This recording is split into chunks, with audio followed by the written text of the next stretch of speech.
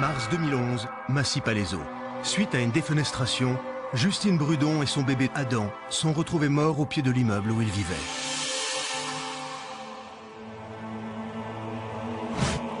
À leur côté, les pompiers retrouvent 3 autres membres de la famille. Ils ont survécu miraculeusement à leur terrible chute. C'est au 2e étage de cet immeuble que le drame s'est produit. Les circonstances du drame restent très confuses. La police privilégie la piste du différend familial. J'ai vu des flammes, une porte qui s'est ouverte, des gens qui couraient partout. Parmi les victimes, les pompiers ont découvert les corps d'une mère et de son enfant âgé de 4 mois seulement.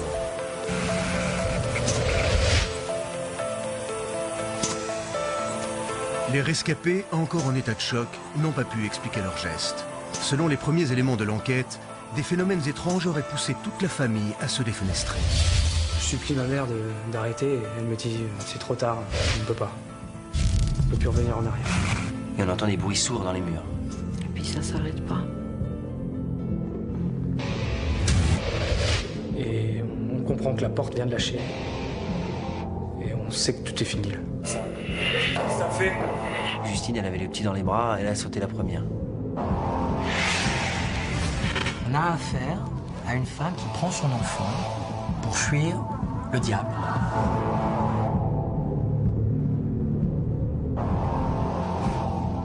Comment une famille tout entière a-t-elle pu être poussée à se défenestrer? Suicide collectif, coup de folie ou meurtre, aucune piste n'est écartée. L'enquête a déjà été confiée à l'unité spéciale de la gendarmerie, une cellule d'élite spécialisée dans les phénomènes paranormaux. Dans la nuit du 4 mars 2011, à 1h45 du matin, les pompiers de la caserne de Massy-Palaiseau reçoivent un appel d'urgence, car des flammes ont été aperçues à l'intérieur d'un immeuble. À leur arrivée, ils se retrouvent face à une situation des plus incroyables. 5 personnes, dont un bébé, se sont défenestrées. 3 d'entre eux ont survécu et leur témoignage est des plus inquiétants. Ils affirment avoir été poussés à se jeter dans le vide par un être enflammé. Le général Carnot, qui dirige l'unité française spécialisée dans les phénomènes paranormaux, se souvient du jour où son service, la section 13, est parti sur cette enquête extraordinaire. Je me souviens d'un appel du préfet à 5h du matin. Appel du préfet qui était très angoissé parce que les pompiers étaient arrivés résidence des Chênes à Massy-Palaiseau dans un appartement où il y avait véritablement une scène épouvantable.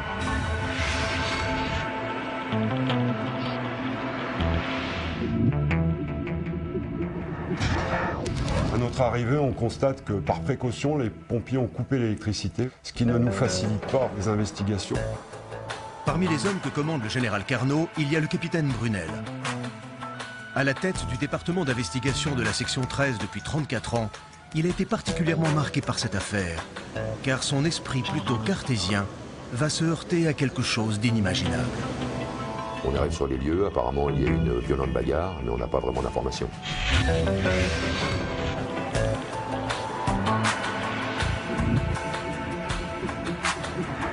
En arrivant sur place, les enquêteurs de la section 13 ont du mal à comprendre ce qui a pu se passer dans cet immeuble.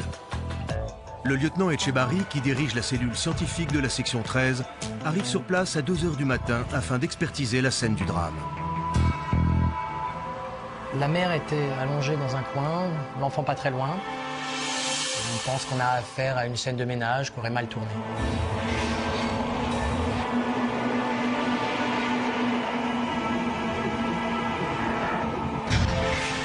Très rapidement, on est dans quelque chose de très inhabituel. Si la section 13 a été immédiatement mobilisée sur ce dossier, et si pratiquement aucune information n'a été communiquée aux journalistes, c'est que les premiers éléments récoltés sur les lieux du drame sont tout simplement terrifiants. J'ai rarement été confrontée à des faits aussi impressionnants.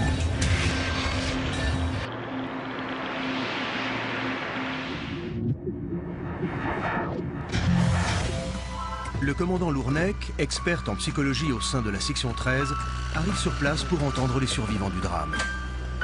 Il y a 3 rescapés. Pierre Brudon, le fils. Alexandre Rambert, un ami de la famille. Et Chantal Breton-Godin, la mère. Les 2 premiers ont reçu les premiers secours. Donc on m'a autorisé simplement à voir Chantal. Elle n'avait que quelques blessures. Mais elle était très très agitée. Elle était comme démente. Elle criait qu'on avait tenté de les tuer et qu'on avait emporté son petit-fils, un bébé de 4 mois. Comment un événement aussi tragique a-t-il pu se produire? 3 ans après le drame, l'unité spéciale de la section 13 accepte en exclusivité de revenir sur les faits. La première chose qu'on découvre quand on rentre dans l'appartement, c'est une forte odeur de soufre assez intense. Que les pompiers avaient également ressenti en entrant sur les lieux. Dans le domaine du paranormal, la plupart des spécialistes s'entendent pour dire que l'odeur du soufre s'apparente à la présence d'un poltergeist. Autrement dit, un esprit. Nous sommes une unité d'élite scientifique qui se base effectivement sur des faits, sur des analyses rationnelles, pragmatiques, qui font que la place pour l'explication de phénomènes paranormaux n'a pas cours chez nous.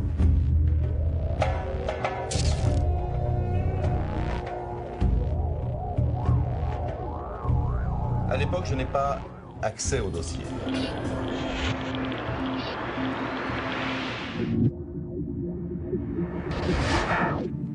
Michel Rosemary est l'un des rares journalistes à avoir pu écrire sur cette affaire. Spécialisé dans les enquêtes à caractère paranormal, il a de nombreux contacts au sein de la section 13. Mais cette nuit-là, devant l'immeuble où s'est déroulé le drame, il ne va trouver que très peu d'informations pour l'éclairer sur ce qui s'est vraiment passé. Mes sources m'indiquent qu'ils ont retrouvé dans l'appartement des objets très curieux, utilisés généralement lors de rites occultes.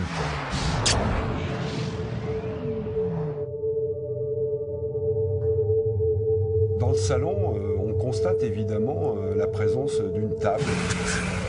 On devine sur la table un pentacle qui est dessiné à la craie. Autour de cette table, on retrouve des bougies et plus surprenant, on découvre également la présence d'un portrait d'une vieille dame en noir et blanc. Visiblement, certains membres de la famille Brudon ont participé à une séance de spiritisme quelques instants avant d'être pris de panique et de se défenestrer du 2e étage. Le spiritisme est considéré comme une science occulte fondée sur la croyance que des personnes peuvent entrer en contact avec l'au-delà. Les pratiquants communiquent avec ces esprits par l'intermédiaire d'un médium ou à l'aide d'objets inanimés. Dans notre affaire, c'est la pratique du Ouija et du verre qui bouge qui a été choisie.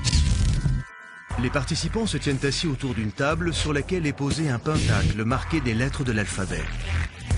Ils approchent leurs doigts du verre et l'énergie générée permet de déplacer l'objet vers les lettres afin de constituer des phrases. Ils communiquent avec l'âme des morts. Les enquêteurs se retrouvent face à une situation complètement hallucinante. C'est toute une famille d'apparence normale qui, à la suite d'une séance de spiritisme, bascule dans un espèce de mouvement de folie, se jette par la fenêtre pour fuir l'apparition du diable. Les rescapés sont immédiatement conduits aux urgences de Massy-Palaiseau afin d'y recevoir les premiers secours. Le capitaine Sadoun se rend immédiatement sur place. J'ai tout de suite demandé des tests toxicologiques. La drogue et l'alcool sont les premières causes de ce genre d'hallucination. Mais les tests sont revenus négatifs. Et le taux d'alcoolémie s'est révélé très très faible. Un des éléments que la section 13 ne parvient pas à comprendre, c'est le témoignage de Micheline Leclerc, la voisine, qui a en premier donné l'alerte à 2h47 du matin.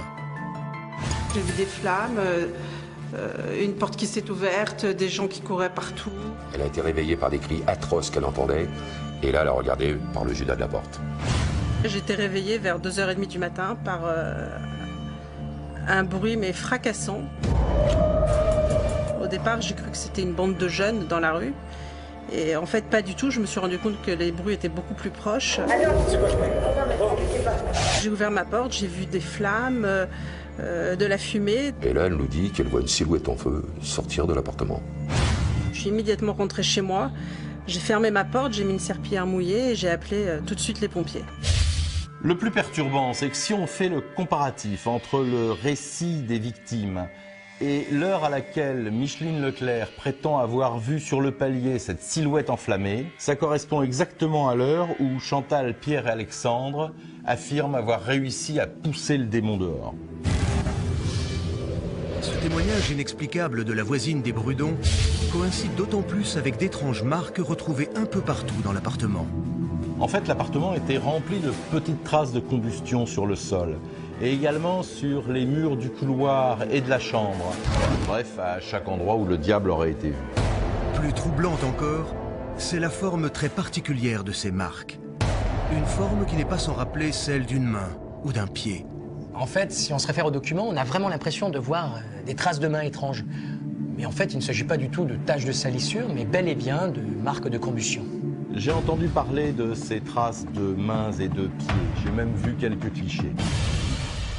Aujourd'hui, ces traces ont disparu, l'appartement a été refait à neuf. Et pourtant, il est clair qu'elles étaient là et que personne ne peut expliquer pourquoi. Parmi les différents éléments retrouvés lors de l'enquête, les gendarmes ont mis la main sur la caméra d'Alexandre Rambert, un ami de la famille. Elle contiendrait la vidéo de la soirée et s'avère être un élément précieux pour les gendarmes. Ils ont également retrouvé un téléphone portable cassé dans sa chute qui pourrait aussi contenir des informations. En attendant l'analyse et la récupération des données, les enquêteurs s'intéressent à la première vidéo. C'est le seul élément matériel que nous avons pour démarrer cette enquête. Cette vidéo dure 12 minutes et filme essentiellement le début de la soirée.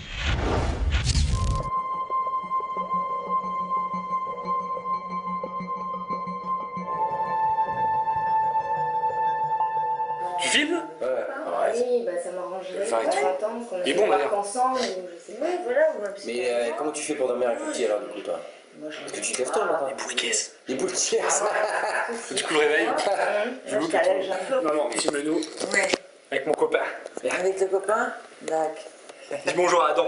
Allez. Salut Adam. Un sourire, un grand sourire. Oh. Il verra ça dans 20 piges. Ouais. Allez, trinquer. Il verra la tête qu'on avait quand il est né. Voilà. C'est mieux de te sortir. J'ai dit n'importe quoi. Aussi, hein? Aussi. Ouais. Pas comme Pierre. Cette première vidéo, en apparence banale, montre le début d'une soirée familiale qui va progressivement basculer dans l'horreur.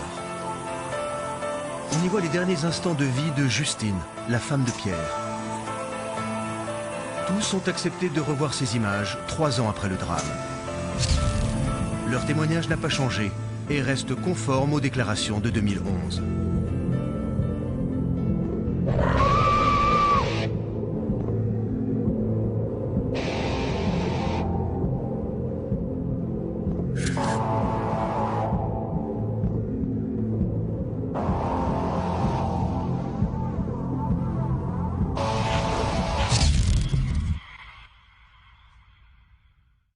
Les éléments qui apparaissent sur cette vidéo nous laissent à penser que le début de la soirée s'est déroulé de façon tout à fait normale et que la suite est absolument inexplicable.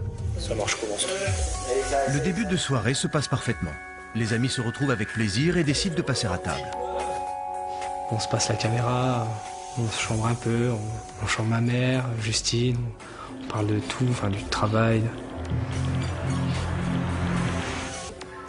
Mon petit qui dort. Peu après 18 h, c'est Chantal Brudon, la mère de Pierre, qui rentre dans l'appartement. Moi, j'arrive éreintée de l'hôpital. Puis après, ouvrant la porte, je vois Alexandre, que je connaissais un petit peu, avec mon fils, Justine, tout ça. Donc j'étais plutôt contente. J'allais partir dans un moment de détente. Donc jusque-là, les choses se passaient plutôt bien. Ça me rendait gaie, quoi. J'étais heureuse. Et puis, la suite s'est avérée...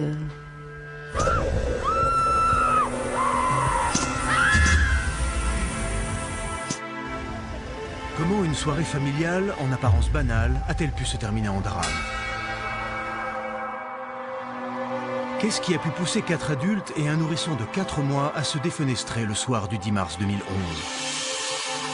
Cette curieuse séance a-t-elle été l'élément déclencheur d'une série de phénomènes inexplicables? À ce stade de l'enquête, un élément intrigue les enquêteurs. La famille tout entière a voulu entrer en contact avec l'au-delà. Chantal Brudon-Godin a enterré sa mère 3 mois à peine avant cette histoire. Elle a mal encaissé le décès de sa mère, ma grand-mère. Elle s'en remet pas. C'est probablement ce drame personnel qui sera l'élément déclenchant de toute cette histoire. Ma mère était décédée, mais pour moi, je n'avais pas encore fait le deuil et pour moi, elle n'était pas encore partie. J'ai voulu faire des séances particulières pour me rapprocher de ma maman, quoi, tout simplement. Chantal Brudon-Godin, bouleversée par la mort de sa mère Rose, veut absolument croire que l'esprit de sa mère est encore près d'elle. J'étais prise comme de quelque chose qui me poussait sans savoir exprimer quoi. Un vrai échange avec ma maman. De prime abord, c'est des gens tout à fait ordinaires, qui passent une soirée chez eux. Et au bout d'un moment, en quelques secondes, tout bascule. Vers 1h15 du matin, les membres de la famille décident de se prêter ensemble à une séance de spiritisme dirigée par Chantal Brudon-Godin. Les images que vous allez voir ont été tournées 8 minutes avant que tous les membres de la famille se défenestrent mystérieusement.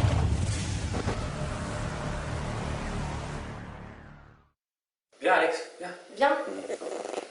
Ouais, on va jouer. Ouais. Alors c'est quoi votre histoire là? C'est quoi votre truc? Le tout, c'est d'appeler les esprits, non? Et comment tu fais? Bah écoute, chacun met son doigt et... Mais tu les... Voilà, Moi, je vais peut-être aller rejoindre Adam, non? Non, mais reste un petit peu. Non, parce que... Non, moi, je vais pas rester avec eux deux. Et t'as pas fini, Non, mais c'est juste pour rigoler. Mais c'est pour rigoler. Mais c'est pour... Et comme ça, on verra bien que ça marche. Tu me dis... Et comme ça, tu auras une preuve que ça marche. Ok, mais tu... Bon, écoute, pas longtemps. Non, mais c'est rasant. On peut pas se concentrer. Non, mais c'est vrai. Ok, j'arrête. Ok, j'arrête. Tu me dis que t'arrêtes. Je le pose. Il y a la lumière, là. Tu me prends pour qui? Je le pose, regarde. Je sais voir, quand même. Bon, enfin, bref. Allez, on commence et on se calme. Ok. Vers 1h15 du matin, les membres de la famille se lancent dans une séance de spiritisme. Chantal Brudon-Godin, expérimentée dans ses pratiques, dirige la séance. On met un verre au milieu de la table. On est à peu près 4 personnes, avec des lettres de chaque côté. Les photos montrent des dessins étranges sur la table et un alphabet particulier. On fait une trace que l'on appelle un pentacle, et un pentacle signifie en termes de parapsychologie une porte. C'est un petit peu compliqué à raconter comme ça, mais oui, c'est une porte entre l'au-delà et la réalité. Après quelques secondes de silence, dans le calme le plus total, Chantal Brudon-Godin convoque donc l'esprit de sa défunte mère, Rose. On s'assied tous les 4 à la table, on se donne les mains, on se touche les doigts. Ensuite, on met un verre au milieu, au centre, et chacun de nous porte un doigt sur le verre jusqu'à ce que le verre bouge. Il y a un verre en plus. Mais rien ne se passe comme prévu. Et c'est un verre à shooter, ça. Si je me concentre un peu, parce que il va servir à quelque chose, ton mec. Là, elle n'arrivera jamais à nous parler, ma mère, si on fait autant. Pierre, il était comment, il savait pas trop comment faire. Au début, il se moquait de Chantal, mais il a bien vu qu'elle était pas tranquille. Moi, je vais peut-être aller rejoindre Adam. Non, parce que... C'est pas une impression, ça fait tout foirer. Ok, mais tu... Bon, écoutez, pas longtemps. Non, mais c'est rasant, on peut pas se concentrer. Je m'énerve, je prends le verre, je le retourne, et je dis stop, on arrête tout. C'est vous qui faites bouger le verre. Après s'être calmés, tous reprennent la séance. C'est chelou ton truc. Qui bouge le verre là? Esprit, je viens. C'est jamais personne, il bouge pas tout seul. Hein. Maman, est-tu là, maman? Et là, j'ai croisé le regard d'Alexandre et on a vu qu'il y avait un truc bizarre quand même. Ouais, on avait tous les 4 nos doigts posés sur le verre, qui bougeait. Au début, moi je me suis dit c'est Alex. J'ai vu dans son regard que c'était pas lui qui faisait bouger le verre. Il croyait que c'était moi. Je lui ai dit fais non, c'est pas moi. J'ai vu que d'un seul coup, quand j'ai commencé à sentir le verre bouger, je me suis dit, là, ça y est, je suis enfin arrivée à ce que je voulais. Chantal, qu'est-ce qui se passe? C'est bien. Justine a peur, moi aussi d'ailleurs. Et elle demande à ma mère si on peut arrêter, et maman refuse. J'étais vraiment persuadée, ça a duré quand même quelques secondes, et c'est long les secondes, que j'avais vraiment ma mère presque en ligne, si je puis dire. Et en fait, c'était pas ma mère. Maman, tu as esprit, libère-nous. Chantal pose des questions à l'esprit, afin de savoir si c'est bien Rose, sa mère, qui se manifeste à eux. Il y a quelque chose de malsain dans la pièce. Maman, es-tu là?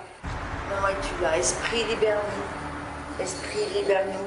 Je sens le cœur qui est oppressé, des palpitations, comme s'il y avait quelqu'un d'autre qui s'empare de nous et que la situation commence à devenir incontrôlable. Alors que l'ensemble du groupe est soudain pris d'un étrange malaise, Chantal comprend qu'un esprit maléfique se manifeste à eux. Tout leur échappe et la soirée bascule dans l'horreur. Nous, on ne la croyait pas, enfin je veux dire, du spiritisme. On s'était dit, voilà, jusqu'au moment où le verre, Le verre a bougé et ça voulait dire Adam. Ça appelle le nom d'Adam, mon bébé. Je supplie ma mère d'arrêter et elle me dit, c'est trop tard, on ne peut pas. On ne peut plus revenir en arrière. Et on entend des bruits sourds dans les murs. Et puis ça s'arrête pas. L'esprit va partir, ne vous inquiétez pas. C'est comme si c'était normal, mais qu'est-ce qui se passe là? Non, mais l'esprit va partir. Pierre? Chantal, qu'est-ce qui se passe? C'est rien, c'est rien. L'esprit va partir, allez.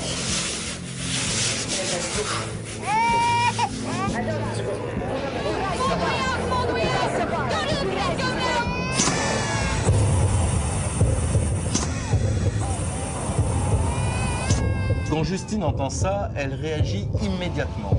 Elle fait ce que n'importe quelle mère aurait fait à sa place. Elle se lève d'un bond et elle se précipite au chevet de son enfant sans attendre. On a tous couru. Je suis rentré immédiatement dans la chambre et là je le vois. C'était pas humain. On a du mal à comprendre qui ou qu'est-ce se trouve dans cette pièce. Ce qui est sûr, et là, tous les témoignages sont unanimes, ils disent que l'enfant est en danger et ils se battent physiquement tous les quatre contre cette menace. Avec Alex, on essaie de faire sortir cette chose de la chambre. Dès qu'on le touchait, on ressentait des brûlures. C'était pas humain. Les hurlements et les coups contre les murs réveillent leur voisine de palier. Vers 2h30 du matin, j'étais réveillée en sursaut par des hurlements, un bruit fracassant, des chaises qui tombaient, des portes qui claquaient, et j'entendais Adam pleurer. À 2h44 du matin, Micheline Leclerc appelle la brigade de gendarmerie de Massy-Palaiseau en expliquant qu'une bagarre a lieu dans l'appartement de ses voisins. Quelques minutes après, alors que les secours sont déjà en route, le cauchemar des Brudon n'est pas encore terminé. On était regroupés dans le salon, mais on entendait encore des bruits sourds taper sur la porte. On entend un bruit sourd et on sait que la porte vient de lâcher. Et là, je sais que c'est fini, quoi. Ça vient vers nous. Et ça dégénère. Justine hurle, le bébé aussi. Et on est tous tétanisés, on peut plus bouger, quoi. Alors Justine ouvre la porte-fenêtre.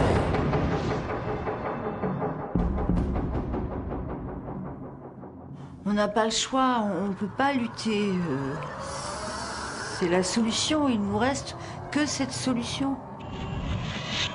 On ne peut plus faire marche arrière. Au moment de sauter, on n'était vraiment absolument pas conscient de le faire. On n'avait pas conscience du danger. Et c'est comme ça que, un à un, dans un mouvement de panique, ils se jettent tous par la fenêtre du 2e étage. Les pompiers sont arrivés sur les lieux 13 minutes après avoir reçu l'appel. En arrivant sur place, ils ont constaté que Justine était morte sur le coup, en tenant dans ses bras son bébé décédé également. Ça me hantera toute ma vie.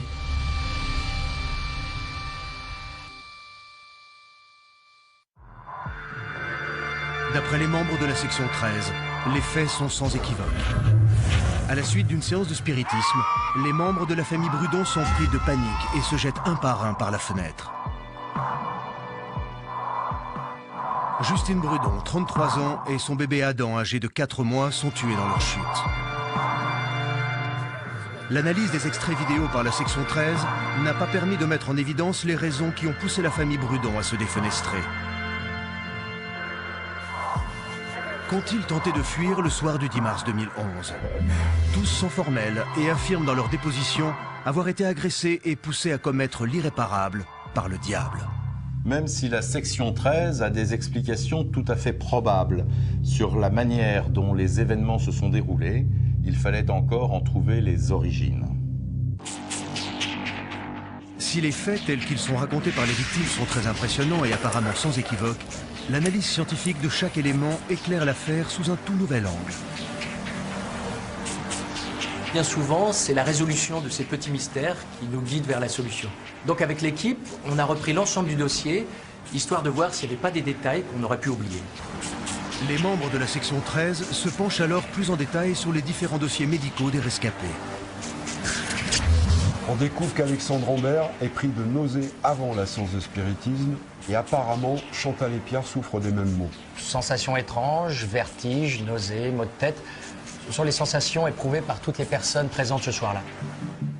Mais alors que le lieutenant Xavier Etchebarri pense avoir trouvé une piste, celle-ci se révèle très vite une impasse. Toutes les analyses bactériologiques des aliments ingérés ce soir-là se sont révélées normales.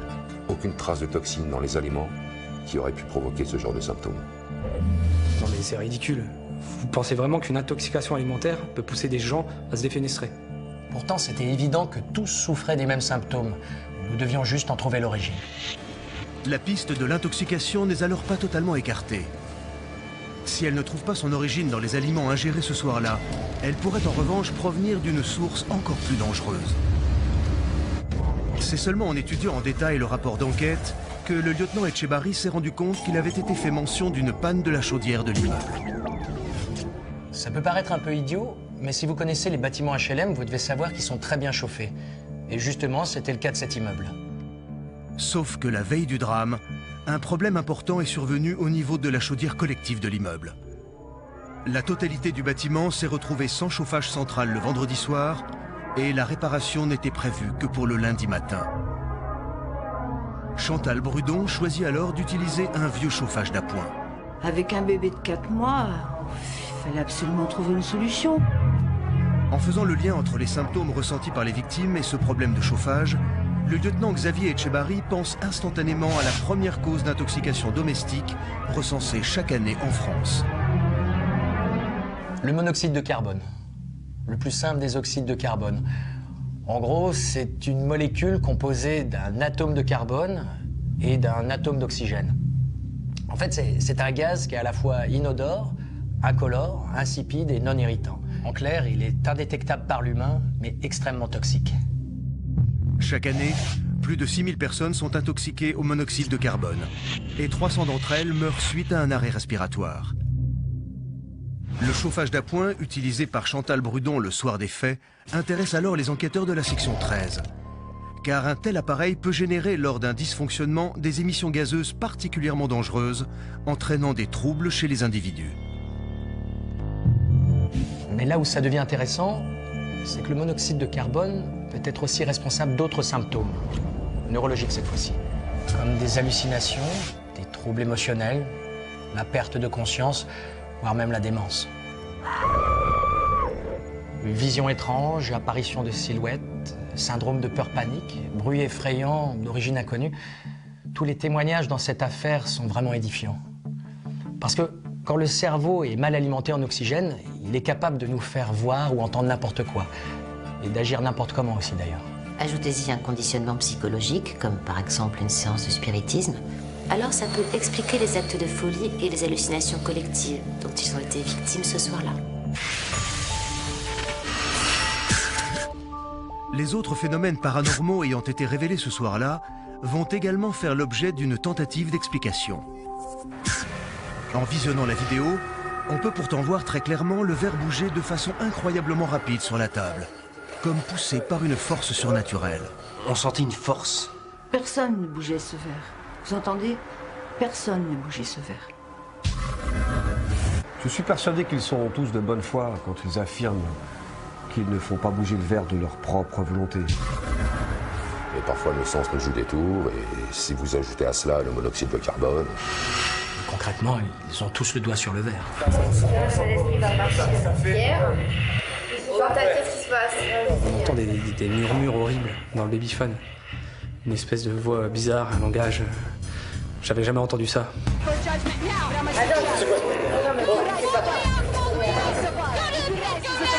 Je sais que les gens pensent qu'on a tous halluciné, mais non, on l'a tous entendu.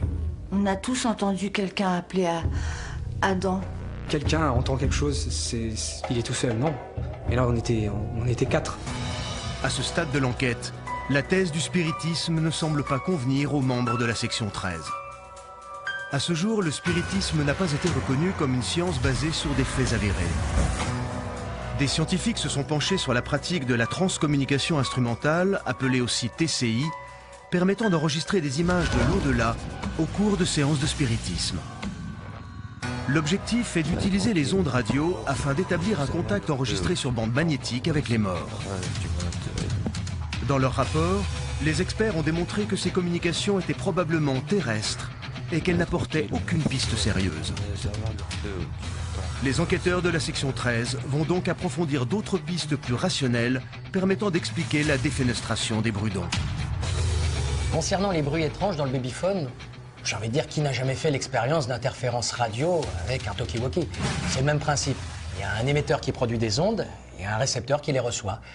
Et une perturbation de ces ondes, quelle qu'elle soit, peut facilement créer des bruits étranges. Il y a quelque chose qui continue à m'intriguer, oui. C'était cette odeur de soufre que nous avions sentie en pénétrant dans l'appartement. Oui, sauf que là encore, il n'y a rien d'étonnant. Une mauvaise combustion dans un poêle à pétrole peut facilement engendrer du dioxyde de soufre. Et contrairement au monoxyde de carbone, le dioxyde de soufre est très odorant. Les analyses scientifiques apportent donc un autre point de vue à cette affaire, qui discrédite en bonne partie la thèse d'événements surnaturels et permet la réinterprétation des témoignages des victimes. Chantal, Alexandre, Pierre et Justine ont tous probablement été victimes d'une intoxication au monoxyde de carbone. Et il y a 90% de chances de penser que ce soit ça qui leur ait fait entendre et voir des choses inhabituelles.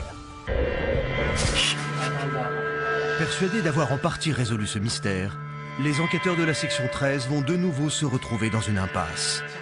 Il est bien évident que nous attendions avec impatience le retour du labo. Et là, je ne vous cache pas que quand nous avons reçu les premiers résultats du labo, nous avons été extrêmement surpris de la conclusion qu'en rendait le rapport. Après de multiples analyses en laboratoire, le lieutenant Etchebarri établit son rapport et transmet ses conclusions à ses collaborateurs. Elles étaient négatives. Lors des tests en laboratoire, aucune dose anormale de monoxyde de carbone ne s'était échappée de ce chauffage d'appoint. Mais attention, ça ne veut pas dire que ça n'a pas été le cas ce soir-là. Parce qu'une mauvaise combustion peut toujours arriver exceptionnellement à un moment donné. Mais nous n'avions aucune preuve formelle. Si la thèse du monoxyde de carbone s'avère être incertaine, le rapport d'autopsie de Justine Brudon s'avère être particulièrement troublant. Le corps de la jeune femme a été frappé avant la chute. Elle porte plusieurs entailles au bras et au visage, des marques de résistance. Justine Brudon a été violentée avant de se défenestrer. Je ne sais pas si vous comprenez bien la situation, mais là on est quand même dans une affaire assez particulière. Le 10 mars 2011, une scène d'une rare violence s'est jouée dans l'appartement des Brudon, poussant les 4 membres de la famille à se défenestrer. Quelqu'un ou quelque chose était donc bien présent ce soir-là. C'était pas quelque chose d'humain, j'en suis sûr. Hallucination collective, intoxication au monoxyde de carbone ou phénomènes inexplicables, la section 13 est dans l'impasse. Là, effectivement, dans cette enquête, il y a un point mystérieux. J'ai un peu le sentiment que dans cette histoire, il manque quelque chose. Mais c'est une incroyable découverte qui va relancer l'affaire.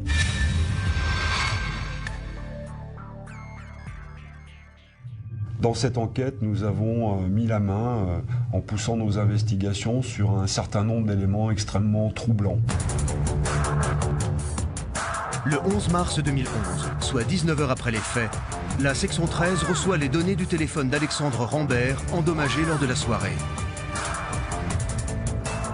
Le laboratoire scientifique a pu récupérer les données, dont une nouvelle vidéo qui révèle la présence d'une 5e personne ce soir-là.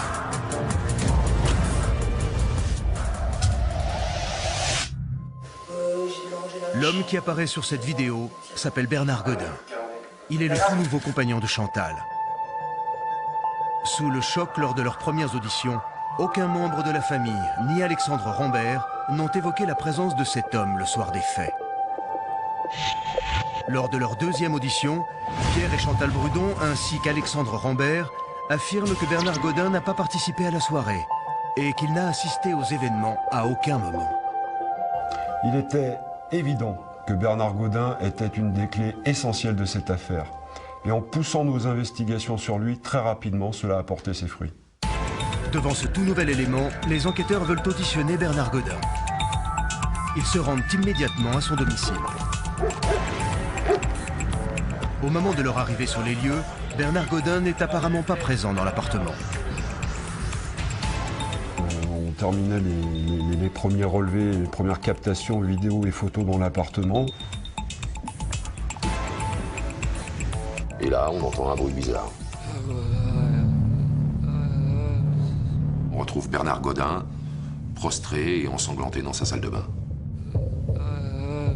Au moment où les enquêteurs s'approchent de lui pour lui porter secours, l'homme se jette sauvagement sur eux. On s'y mit à 4 pour le mettre face contre terre. Il s'était relevé, il s'est jeté sur nous. Mais on a quand même réussi à le bloquer. Il était dans une démence, puis une force surhumaine. Bernard Godin est emmené au commissariat pour être entendu. Mais étant donné son état, il est rapidement vu par un médecin et on l'évacue vers un hôpital psychiatrique. Bernard Godin a perdu la raison. À ce moment-là, tous les regards se tournent évidemment vers Bernard Godin. 4 personnes se sont jetées par la fenêtre.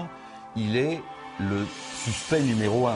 On est tous convaincus que les gens ont voulu sauter à cause de ce malade. Et les éléments que nous avons trouvés n'ont pas manqué de nous laisser perplexes dans un premier temps. Dans le rapport de l'expert en morphocriminologie, il est stipulé que les traces relevées dans la salle de bain sont le résultat d'une sévère démence. On se dit qu'effectivement, quelqu'un qui est dans un tel état de démence peut avoir basculé dans le crime. Après analyse du laboratoire, il s'avère que le sang prélevé sur les murs serait celui de Pierre Brudon et de sa femme Justine, décédée le soir du drame.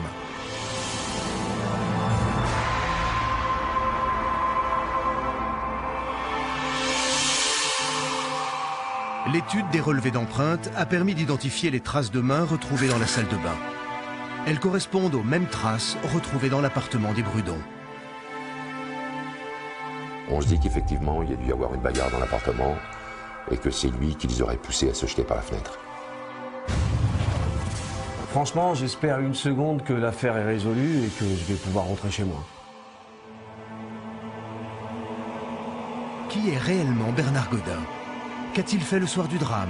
Et pourquoi a-t-il été retrouvé ensanglanté dans la baignoire de son appartement? L'homme se serait-il enfui après avoir poussé violemment les membres de sa famille à se défenestrer? D'après les témoignages des victimes, la présence de Bernard Godin n'est curieusement pas évoquée le soir des faits.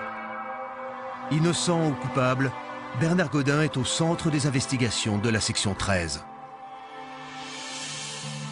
Les investigations que nous avons menées avec le commandant Lournec, d'ailleurs, qui s'est occupé de cette partie du dossier sur le passé de Bernard Godin, nous permettent clairement d'envisager ce scénario sous un autre angle. Bon, Bernard, ça fait, on va dire, ouais, ça fait 17 ans que je le connais. Alors au début, c'était pas facile. Il a perdu sa première femme. Au décès de sa femme, c'était compliqué. Hein. Il avait du mal, bien entendu. Il était veuf, moi j'étais divorcée. Il avait beaucoup d'humour, on s'est tout de suite bien entendu. Dans un premier temps, le couple s'entend à merveille. Bernard Godin a une bonne situation. Il travaille dans une agence immobilière de Massy-Palaiseau et vit dans un petit appartement situé à 800 mètres du domicile de sa compagne. Il passe de plus en plus de temps au domicile de Chantal. Il se marie le 23 janvier 2010 et au moment où Bernard Godin s'apprête à emménager chez Chantal Brudon-Godin, Pierre, son beau-fils, perd son emploi. Le jour où Pierre et Justine sont venus vivre à la maison, son comportement a commencé à changer. La jeune femme accouche peu de temps après s'être installée chez ses beaux-parents. C'est donc 3 personnes de plus qui vivent désormais sous leur toit.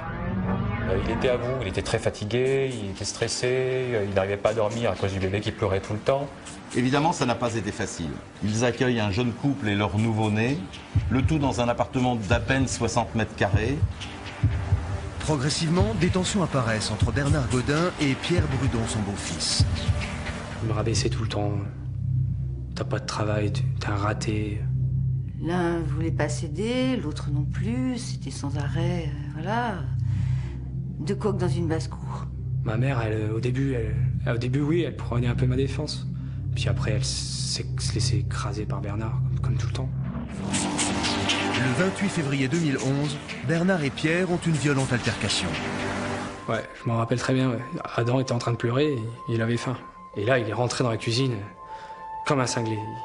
Il criait. Il m'a même dit qu'il allait jeter mon bébé dehors. J'ai essayé de calmer Bernard, mais c'était pas possible. Il n'y avait pas de compromis possible. Je l'ai giflé. Je sais que j'aurais pas dû, mais je l'ai giflé. Évidemment, on ne balance pas toute sa famille par la fenêtre au prétexte qu'on est en conflit avec son beau-fils. Mais au vu de ces éléments, il apparaît que dans cette famille, tout n'était pas si rose. Après avoir enquêté auprès de M. Gottimbaud, l'ami et le collègue de travail de Bernard Godin, il s'avère que notre suspect avait de gros problèmes à son travail. Oui, il avait reçu plusieurs blâmes du patron, mais il traversait une période difficile. Apparemment, Bernard Godin avait eu récemment des altercations, des disputes assez violentes avec des clients. Et évidemment, son patron avait pris des sanctions à son égard. Le 23 février, dans l'agence immobilière où travaille Bernard depuis plusieurs années, celui-ci est bel et bien victime d'un burn-out, le syndrome d'épuisement professionnel. Souvent lié à une dépression, le burn-out s'exprime parfois par une crise très impressionnante. Et le simple fait qu'il n'en ait parlé à personne, pire encore, il a continué à faire semblant d'aller travailler comme si de rien n'était. Pour moi, ça en dit long sur son état de détresse. À la suite de son burn-out, Bernard Godin sombre dans une profonde dépression. Il trouve alors réconfort auprès d'un groupe occulte et entraîne sa femme Chantal dans des séances de spiritisme. Je l'ai suivi dans son idée de faire des séances de spiritisme. Ça m'a plu et on a commencé nos séances. Le couple s'était rapproché de spirites avertis qui prétendaient pouvoir se connecter avec l'au-delà. Derrière ce groupe de spirites se cache en réalité une véritable secte satanique. Aujourd'hui, ce mouvement rassemble des milliers de personnes à travers le monde et l'on recense plus de 25 000 adeptes en France. Sacrifices, pédophilie, drogue, suicide. En l'espace de quelques années, le nombre de ces cas liés à des messes noires ont triplé selon les rapports de la gendarmerie. C'est une secte, mes hommes et moi, que nous avions infiltrée depuis très longtemps, avant l'affaire de M. Godin. Et pendant plusieurs mois, nous avons vu des choses voilà, qui n'étaient pas normales.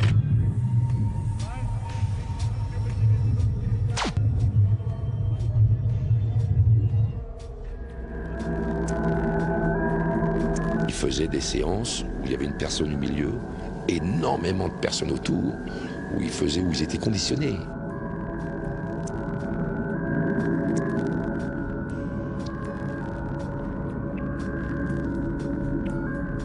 C'était un envoûtement, ils étaient envoûtés, voilà. Les personnes étaient envoûtées.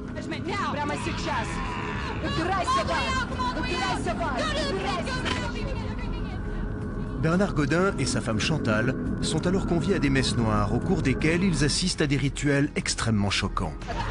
Monsieur Godin faisait partie de ce mouvement, avec son épouse bien sûr. Le 1er mars 2011, soit 10 jours avant la défenestration des victimes, il se rend avec son épouse Chantal à une soirée de spiritisme qui va profondément le choquer. Lors d'un exorcisme, Bernard Godin est pris d'une violente crise et s'écroule face contre terre. Il est alors conduit d'urgence à l'hôpital psychiatrique afin d'y être soigné pour une sévère démence. Une semaine après les faits, Chantal, Justine, Pierre et Alexandre se défenestrent suite à une séance de spiritisme qui va tourner au cauchemar. Le 13 mars 2011, 3 jours après les faits, l'expertise ADN des traces et empreintes retrouvées dans la salle de bain de Bernard Godin va littéralement relancer l'enquête. L'ADN du sang prélevé sur les murs correspond à celui de Pierre Brudon et de sa femme Justine, décédés le soir du drame. Afin d'éclaircir plus en détail les circonstances de la tragédie, Robert Brunel part auditionner Bernard Godin dans un hôpital psychiatrique parisien, dans l'unité des malades dangereux.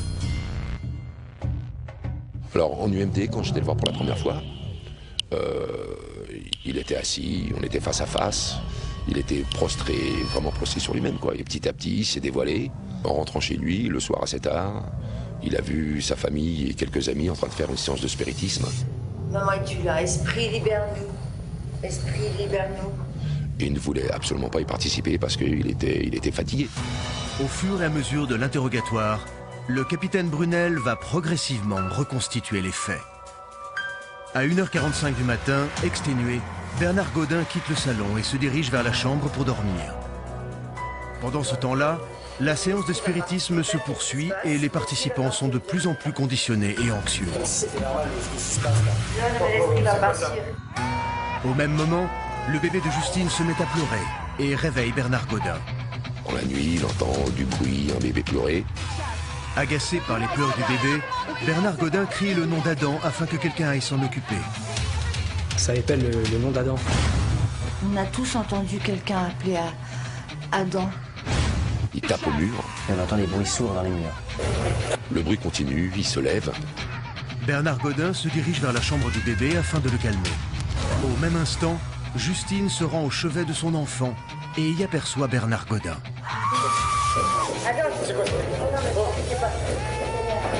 On a tous couru. Je rentrais immédiatement dans la chambre et là je le vois. C'était pas humain, quoi. Conditionnés par la séance de spiritisme, les membres de la famille vont alors prendre Bernard Godin pour une apparition maléfique. Ils m'ont pris pour le diable, ces mots. Ils m'ont pris pour le diable. Ils nous voulaient du mal, ils voulaient nous prendre Adam. Les membres de la famille vont se jeter sur Bernard Godin, vont l'agresser, lui asséner des coups, vont tenter de le mettre dehors. Ce que j'arrive pas à comprendre, c'est qu'on sentait vraiment une force. Mais on le touchait à peine. Une violente bagarre éclate. Bernard Godin repousse tant bien que mal la famille qui l'assène d'une multitude de coups. L'altercation se poursuit dans le salon. Les meubles et les divers objets volent en éclats. Ils l'ont jeté à terre, ils l'ont battu à sang. Affolée, Justine Brudon prend son bébé dans ses bras et se jette du balcon. Puis c'est au tour de Pierre, Chantal et Alexandre. Sans pouvoir faire quoi que ce soit, il les a vus un par un se défenestrer.